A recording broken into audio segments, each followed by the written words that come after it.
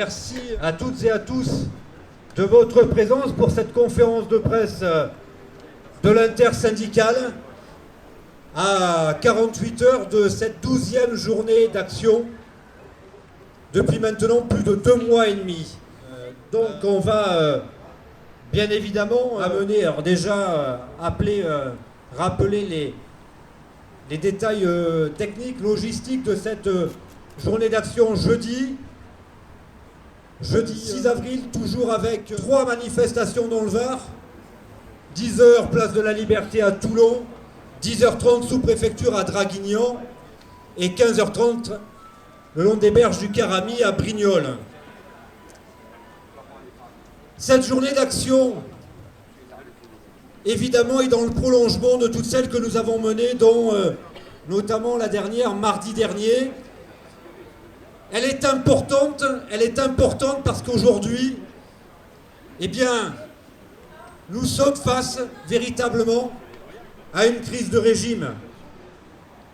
Le fait conjoint, eh bien, d'un côté de l'aveuglement idéologique de ce gouvernement, d'un dialogue social sourd et complètement rompu, et des dérives antidémocratiques auxquelles nous assistons. Alors, tout d'abord, et c'est important, et c'est pour cette raison-là que nous sommes aujourd'hui devant l'Union patronale du Var, c'est que aujourd'hui, il est quand même impressionnant, eh bien, d'avoir de la part du patronat ce silence, et notamment du président du MEDEF, Godefroy Roux de Bézieux, car quand je parle tout à l'heure j'évoquais l'aveuglement idéologique de l'exécutif, on se souvient des mots de Macron à la veille de la journée d'action du 23 mars, laissant entendre que, eh bien, cette réforme, elle était justifiée parce que de toute manière, il faut faire quelque chose, et que les organisations syndicales n'avaient fait aucune proposition alternative. Alors, on va justement les rappeler.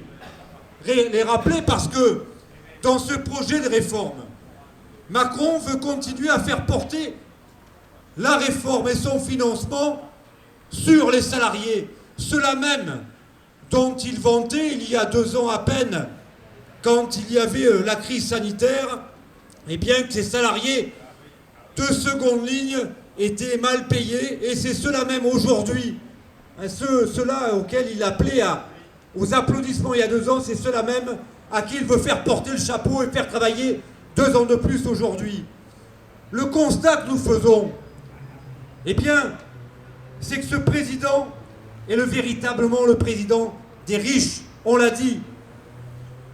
A été publié dernièrement le classement Forbes, vous savez, des plus grandes fortunes au monde.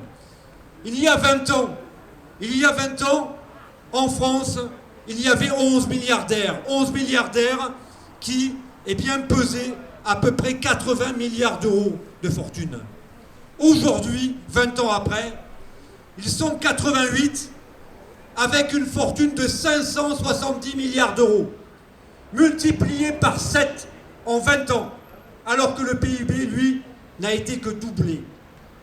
La réalité, et c'est pour cette raison-là que nous sommes devant l'UPV aujourd'hui, c'est que on continue à faire peser sur les salariés les réformes sans taper là où est le capital, et notamment sur ces grandes entreprises, celles-là même qui bénéficient chaque année de plus de 150 milliards d'euros derrière en dette publique, sans aucune contrepartie sur l'emploi et sur les salaires.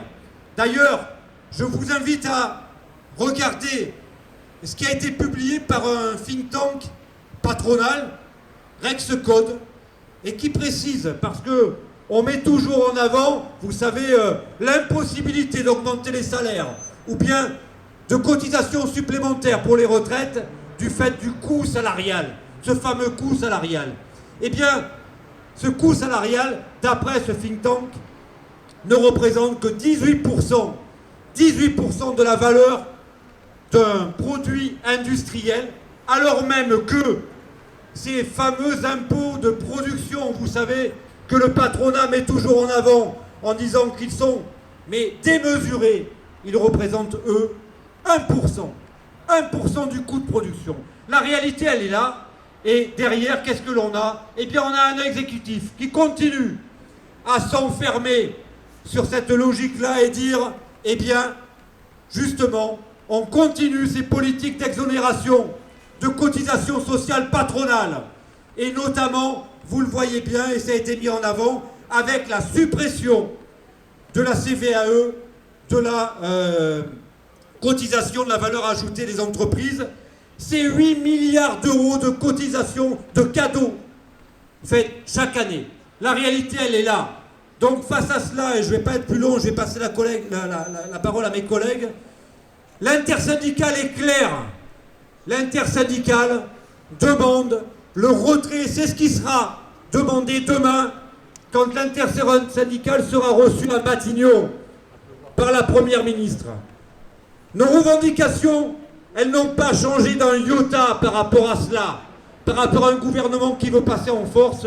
Oui, c'est le retrait, car le retrait, on le redit, ce n'est pas une option aujourd'hui, c'est une obligation.